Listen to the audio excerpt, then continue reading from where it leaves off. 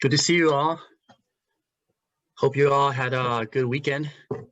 And yeah, hope we had a real fireside. So it's kind of like a legit fireside chat, but I guess we can do that just with the picture, I guess. So yeah, welcome to our fireside chat. And last time we had our brother John Trammell join us. And this week we're continuing our series of fireside chat. We're having these more experienced, more mature brothers joining us, sharing us what they've gone through, their spiritual experience, and also their human life. It's really a treasure to have them joining us. I was enjoying Ephesians 3:2. It says, "Indeed, you have heard of the stewardship of the grace of God, which was given to me for you." So what we experience, what we've learned in our Christian walk is not just for ourselves, but it's also for one another. So tonight we are having our brother Chang joining us. And yeah, brother Chang, I've known him for a couple of years. He's also a Long Beach alumni. I think he graduated in the 70s. I don't know what year, but I think our club was founded in 1978. So maybe he's one of the founders of our Christian on Campus club. He studied business administration, business management as his major. And we're so happy to have him with us tonight. So just a brief timeline of our time tonight. We're gonna have Brother Chang sharing with us his testimony for maybe around 20 to 25 minutes. And then we're gonna open up for some question time. And it could be any question, it's not like a formal meeting, but it's kind of like just fireside chat. Ask him what food he likes to eat, what's his favorite restaurant in Long Beach, you can ask him anything. Or, like you can ask him, okay, how did you find your job? All these kind of things as well. And I think we will end our time around maybe like 8:45. So yeah, even when you are listening to his testimony, you can start thinking some questions you want to ask him later. So pass to you, Brother Joe. Okay, good evening. It seems almost like yesterday in some cases that I was in your shoes. I was on the campus at Cal State Long Beach from 1976 to 1978. And on the one hand, it seems like yesterday. On the other hand, if you look at my gray hair, it's been a little while. So I'd like to share my screen, and I have a little PowerPoint presentation. Don't worry, I'm not giving you a lecture. Basically, that's to keep me on point. You'll find as some of us older ones speak, sometimes we go down bunny trails and we don't accomplish what we're hoping to accomplish. So if I can share my screen, is this going to work here?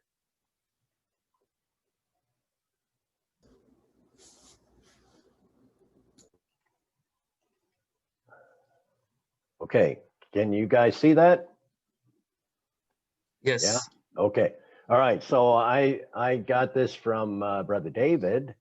I don't tweet or whatever you guys do, but I thought that was pretty slick, and whoever put that airplane in there, that's pretty nice. I work for the Boeing company. Okay, so here we go.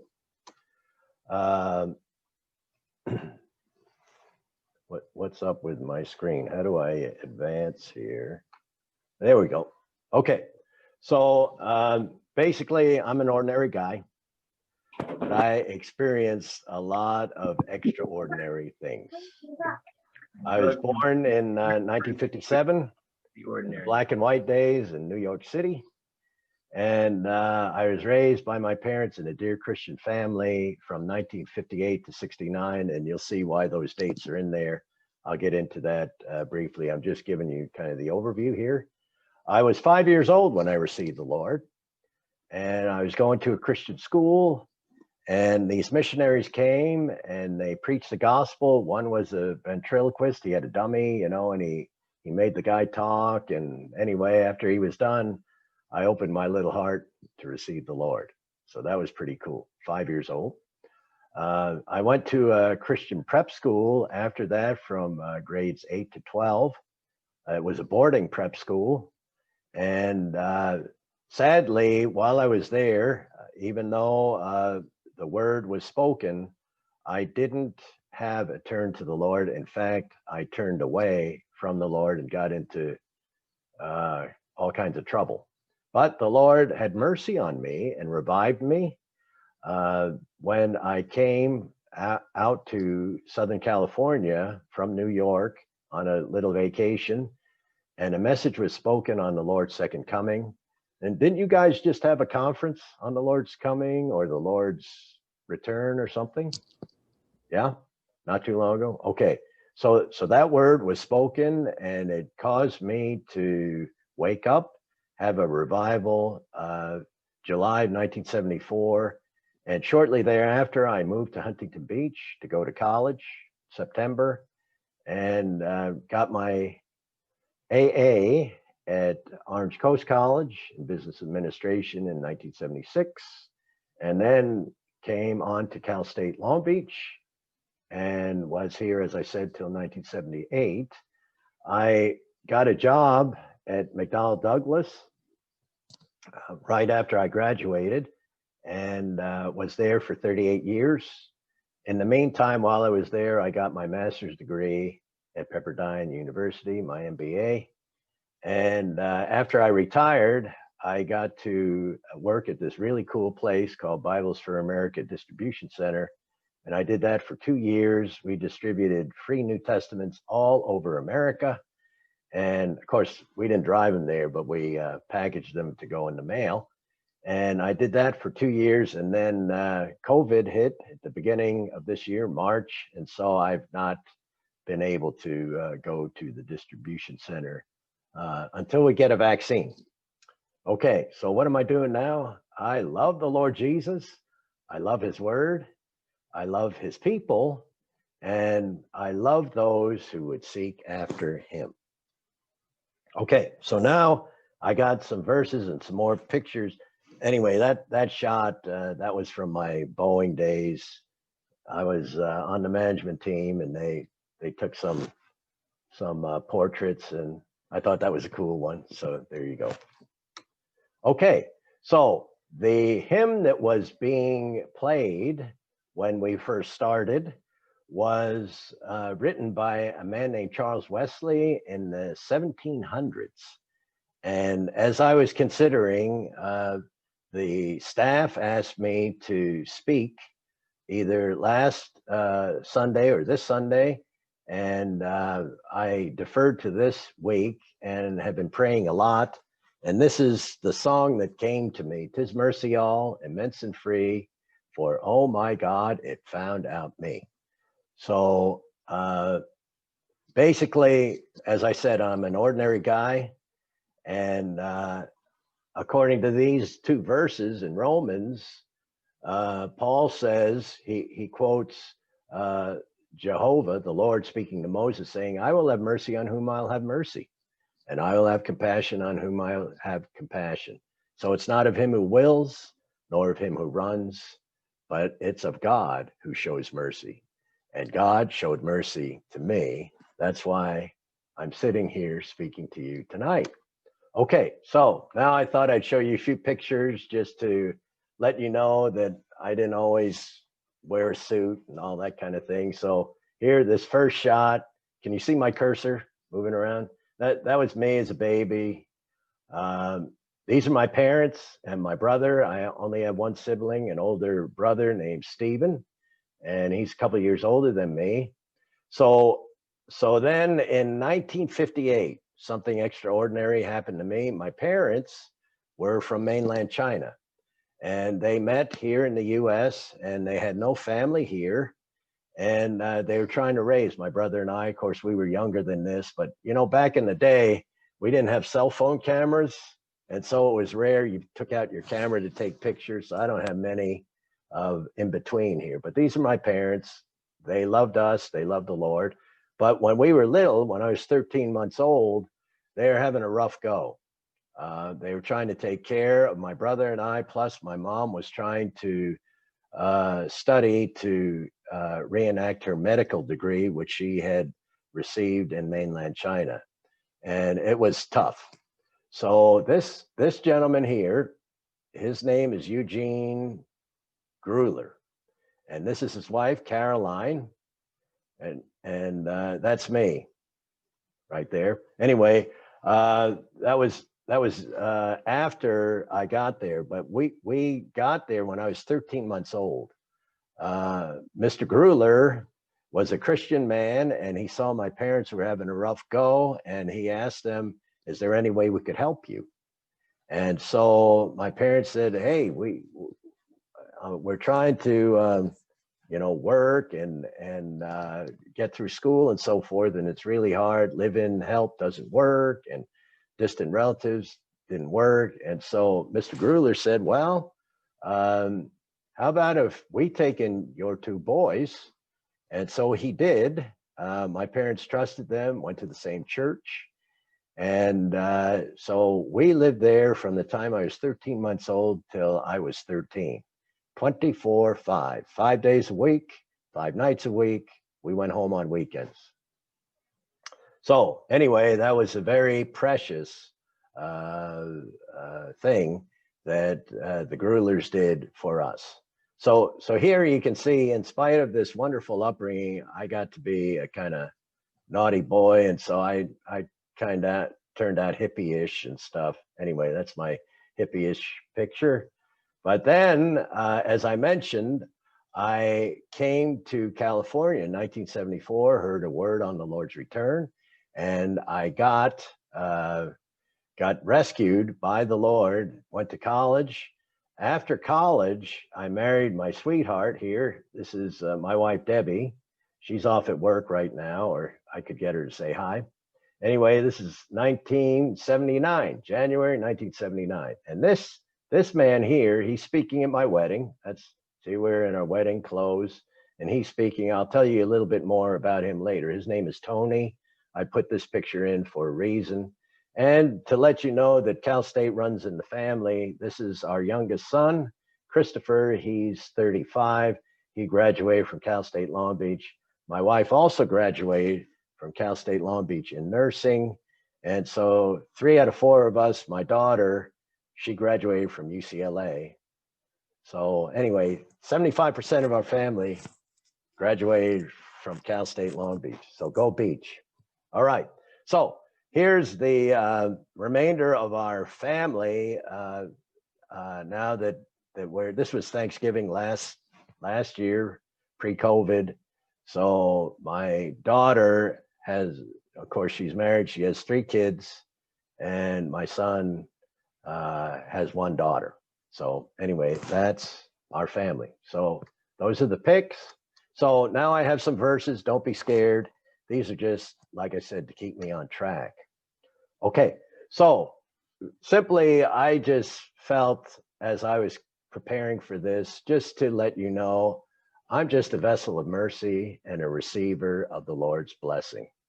In Romans chapter 9, Paul says, "Does not the potter have authority over the clay to make out of the same lump one vessel unto honor, another unto dishonor, that he might make known the riches of his glory upon vessels of mercy, which he had prepared unto glory." So we could have, all of us who are sitting here tonight, we could have been vessels unto dishonor, right? But by the Lord's mercy, as the sovereign potter over the clay, over us clay vessels, he made us vessels unto honor. Isn't that wonderful?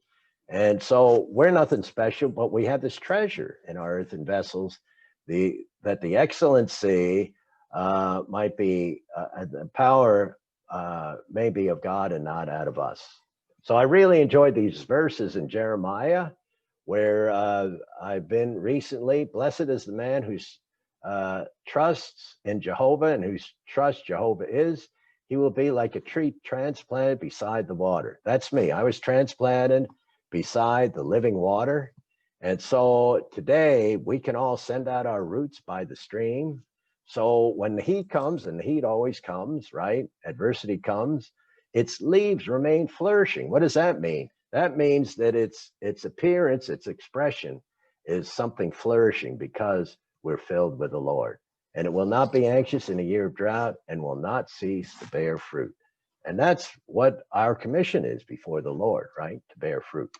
Okay, so another few verses. My prayer is, Lord, strengthen us to keep our vessels open to receive you and share you at the university or wherever we are. I don't go to the university anymore. I take walks. I talk to neighbors I see on the street. So what is this all about? In Thessalonians, Paul says, the God of peace himself sanctify you wholly, and may your spirit and soul and body be preserved complete without blame at the coming of our Lord Jesus Christ.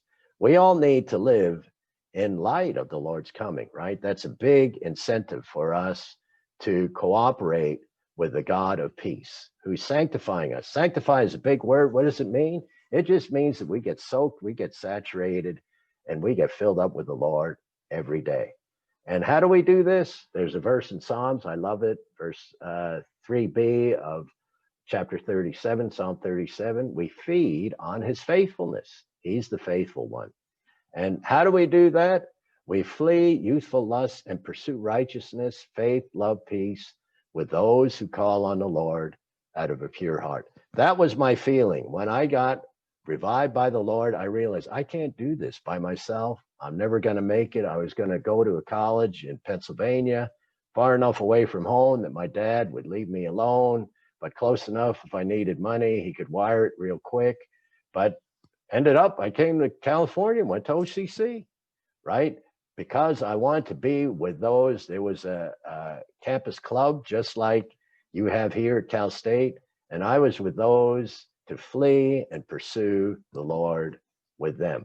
Okay, so this last verse I put on here is Ephesians 6:15, having your feet shod, having shod your feet with the firm foundation of the gospel of peace. When I was on campus, that gentleman who was in there who looked like a salesman speaking, he was my best man. And he was in college at the same time I was. He was there at Cal State, and we initially lived in Huntington Beach, and we rotated driving. I had a VW Bug, he had a little Corolla, and we drove alternating. And he was a little bit older. He had a family. He had gotten in an industrial accident and was getting retrained. So he was full of purpose, but he also wanted the time to count for the gospel. So I still remember one fellow we prayed for. His name was Gary Greeno. Oh, Lord Jesus, where is Gary Greeno? I don't know where he is today, but we would pray for Gary Greeno as we drove to and from Cal State Long Beach, and we would go out to the quad there, the grassy area, to preach the gospel. And that kept my feet from touching the earth and being involved in a lot of time-wasting things. Okay, so I'm ending with honoring and glorifying the Lord, right? So we're vessels unto honor and unto glory. So how do we do this? We let the word of Christ dwell in us richly. And a good way to do that is to sing songs to one another, singing with grace in your hearts to God. Be filled in spirit, speaking, even to speak the songs to one another, the psalms, the hymns, the spiritual songs, singing and psalming with your heart to the Lord. I also like to pray short prayers. Lord, I love you. That stirs up my love for him. Flood me again with your constraining love. And where does that come from? That comes from 2 Corinthians, where Paul says the love of Christ constrains us because having judged this, one died for all, therefore all died. He died that those who live may no longer live to themselves, but to him who died for them and has been raised. So the Lord's constraining love to me is like, I don't know if you ever went to the ocean. When I was a kid, I used to go to Jones Beach on the East Coast there in New York, and I'd go out to swim. And I'd see the lifeguard tower. We had lifeguard towers. Maybe you have those here too, and they were numbered. And so I'd see number 32. Okay, I got to stay by 32. And I go out in the water, and next thing I know, I'm by 23. Hey, what happened? Well, the tide or the current caused me to move in the ocean. In the same way, the Lord constrains us with his love. Many times I didn't want to speak the gospel, and the Lord said, I died for you. I love you, and I love that man over there. Go speak to him. And so me and Tony, we would go speak to these ones. We had some success, but I have to tell you, in 1978, when we started the club, it was like, man, the ground was pretty hard. And so we needed to pray, we needed to labor with the Lord. And so today the ground has gotten a lot softer because after me, many more brothers and sisters came into the club and prayed for the salvation of many. And today there are so many that are here today enjoying the Lord's life, the Lord's love, and the camaraderie of the club, because over the years, the ground has been softened up through all the prayer and all the care. So may the Lord continue to go on in all of you. May we all honor him and glorify him as vessels of mercy. So that's my presentation. Wow, I'm proud of myself. I got it done in 18 minutes and 55 seconds. So anyway, that's my little story of my life. Any questions? I think I could start off. Sure. Yeah, and then maybe like at this time, like if anybody does have any questions, feel free to unmute, ask Brother Joe any questions. Or if you are shy, you could also put it on the chat and we could read it for you. But one question I do have is, you mentioned that you were kind of cold towards the Lord at certain times. What was there like a certain point, or like you're just, or you just all of a sudden became on fire for the Lord? Was it because you were with that brother Tony, or was it through like older brothers that were like encouraging you, or a certain like experience? So actually, throughout the years, older ones were praying for me, and when I first received the Lord, my love for the Lord was fresh.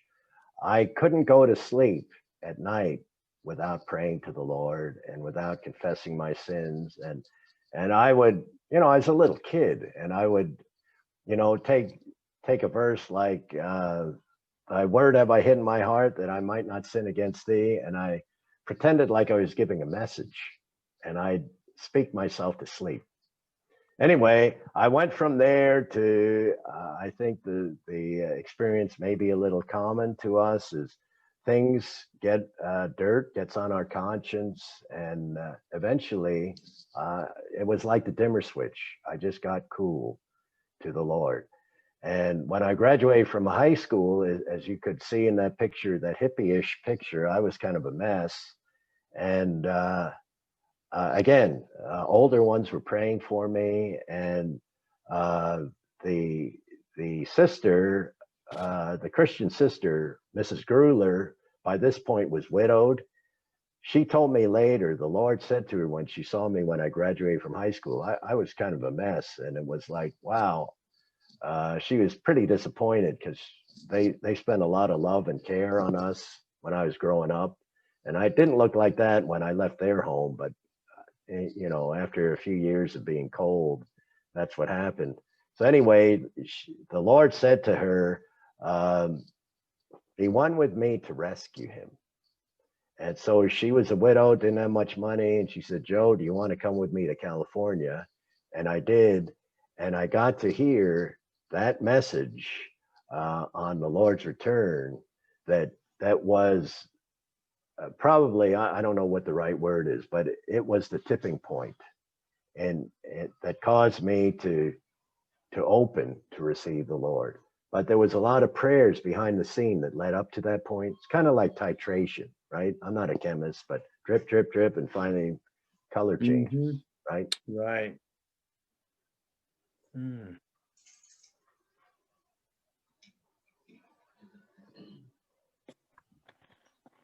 I have a question. Coming from New York, Yes. Joe, did you, and maybe not knowing hardly anybody, how was it getting started in LA or wherever you were, coming from New York and finding Christian friends, and how was that getting related to others, being Yeah. cold and then So also moving to a new area? Yeah. yeah. So my first, I'll never forget this, or maybe I will. Who knows? But my first day of class at OCC, I said hi to somebody. I was in this auditorium, and it happened to be a girl, and she goes, "Wow, you sound like you're from New York." And I couldn't believe it. I mean, I just said hi, in a few words. And Wow. so my whole life, because I consider myself a banana. I look yellow on the outside, but I was raised by these Caucasian dear Christian brother and sister, and so I always was different. People, were unkind sometimes, made fun of the way I looked, all those things. So I always did my best to somehow. So I worked on getting rid of my accent so that I would blend in as much as possible. But that was the outward things. I was very much blessed by being joined to Christians on campus at OCC right away, and they became my support group. And so I rode to school with a gardener. A Christian brother was a gardener. He had taken out his back seat. It was this old Studebaker that stunk of grass clippings, but he was going off to school, and he said, "Hey, I'll give you a ride." And so I got a ride to school with him, and I just hung out with the Christian students, and that got me acclimated to Southern California, and that helped me through school. Mm. Yeah.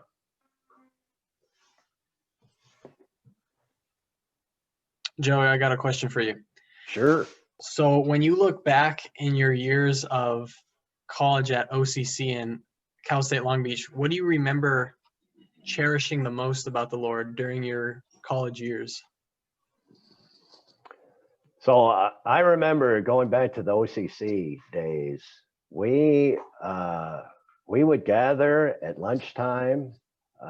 We were very much zealous for the gospel, and because I had a fresh love for the Lord, I had energy. I just wanted to do what the other Christian students were doing, and if they were preaching the gospel, I just was one with them to preach the gospel.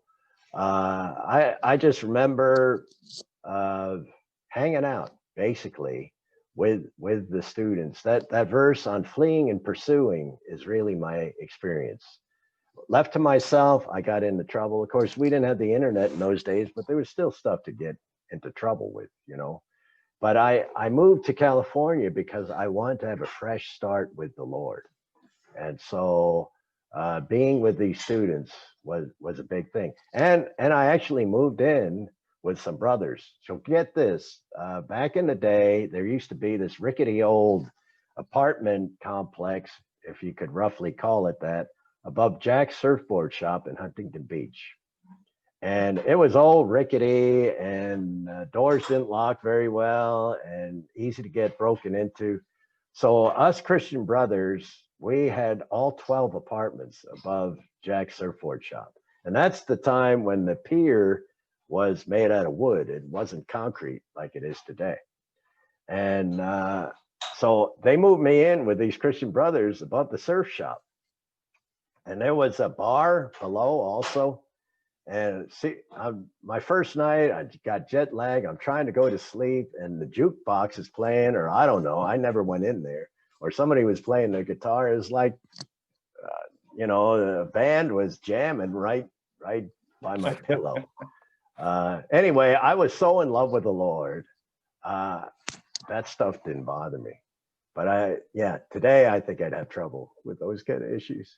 But anyways, yeah, that was pretty cool. Just being with those that also love the Lord. It was like a threefold cord. There's a verse that talks about when one's down, other one picks up, and so that was what sustained me, Mark, in my Christian experience going to school, was remaining with the other lovers of the Lord that we just enjoyed him together, capital H, him together. Yeah. Someone sent a private question on the chat to me. Okay. The question is, after passing through many stages in life, what are the learnings you could share, either spiritual or practical learnings from studies, campus work, achieving in getting your degrees, marriage, occupation, and to where you are now? Also on how the Lord led you to decide on what to study, on getting a job, choosing wife, etc. Wow. Wow, that I can't do that one real quick. But let me give it a stab. Actually, my major, I started out as a finance major, and I was with which is in the business department. And like I said, we hung out together at Cal State, and this brother comes by, and he had taken a class in human resources management, and it was on motivating people. I don't even know to this day what the name of the class was, but he was all fired up about it. And he says, "Joe, I just got out of this class, and it's like the Son of Man infusing all his positive attributes into people so that 2 and 2 equals 5, something like that." And I was like, man, I want to do that. So I switched my major from finance to human resources management. And so basically I picked my major initially, a business, because growing up, I grew up among Christians, and I admired one particular Christian brother. He happens to live in Chicago, Illinois. He was an executive for Sears Roebuck, which is now defunct, but back in the day, that was a thriving company. And I admired him very much. And so I said, when I grow up, I want to be like him. He didn't actually have a degree in school, but he was really smart. I figured I'm not as smart as him, but I'll get some education, and maybe I'll start a little higher on the ladder than he started out, and maybe get to near, I don't know if I could get to near where he was, because he was a pretty bright guy. And anyway, I never regretted my decision of choosing business as my major. I'd have to spend to share how I met my wife. That's a whole nother long story. That'd have to be another day.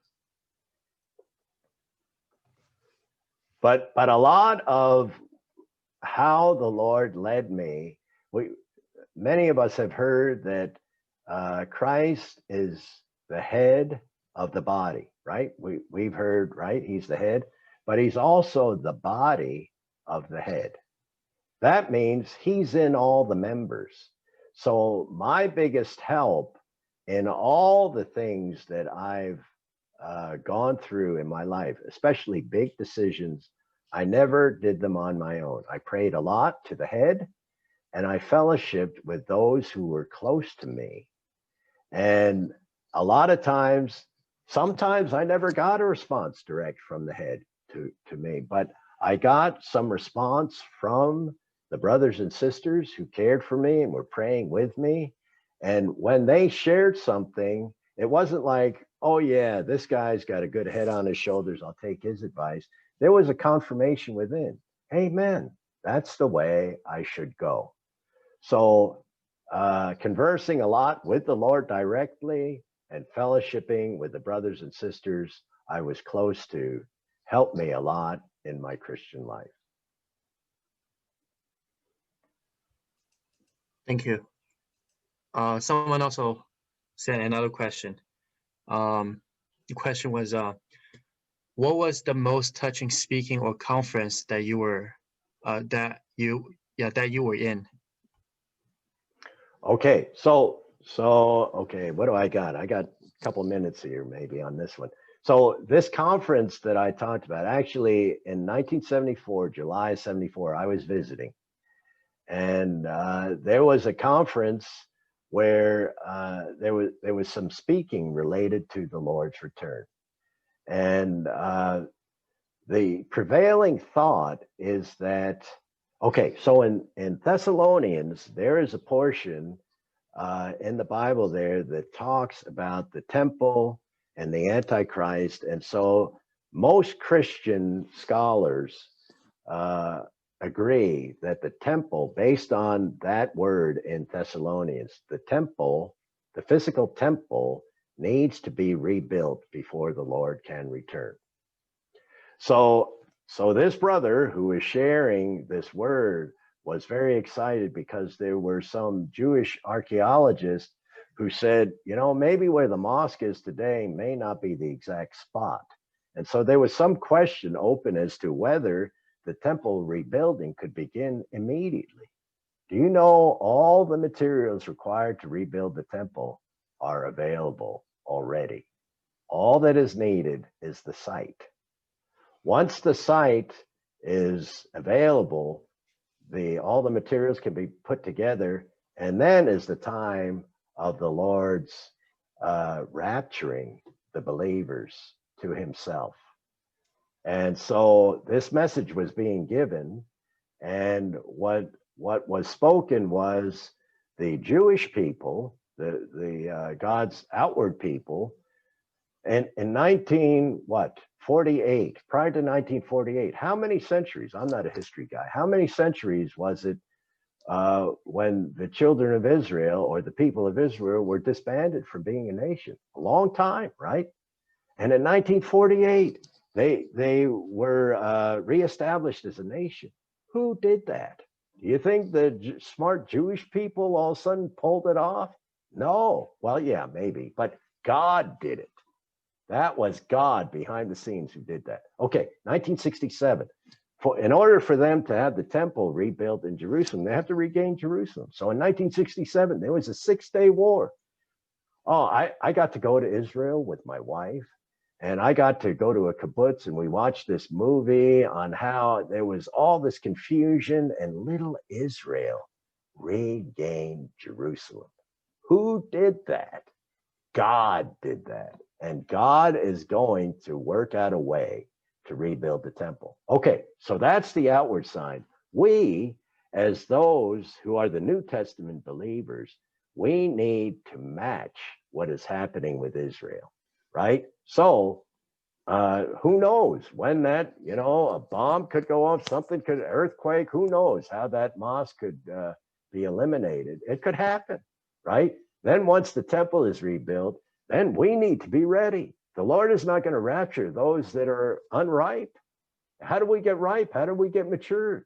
We eat and enjoy the Lord day by day. We keep tapped into the river, right, to enjoy his flowing. So anyway, in that meeting, it was very clear. The speaking was, are we ready?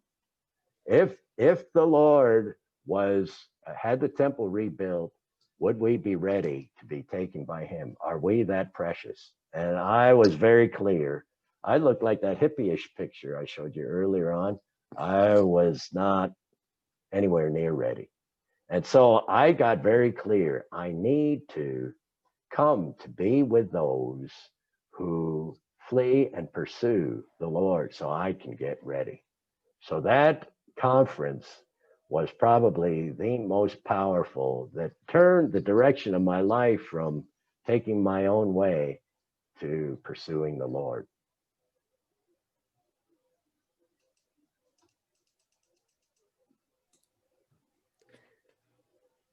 Amen. So it's almost 8:45, so we'll probably end soon. But if you do have any questions, I think, Brother Joe, is it okay if they could email you? Would that be fine? Absolutely. Yeah. maybe if you could type it into the chat so people could see it. Okay, I'll do that. Yeah, I know this time is very limited, and you shared a lot of things, and I'm pretty sure a lot of people wanted to hear more about those different stories. Yeah, I think tonight was just, I don't know, just very encouraging, just seeing that we're just vessels, and we're pursuing right now, even right now, we're pursuing together with those, getting a little bit more ready to meet our bridegroom. Anyway, so yeah, it's almost 8:45. So I think we'll have this Zoom open if you want to stay, but for right now we could end here and then see you guys all next time. Thank you for joining the live story.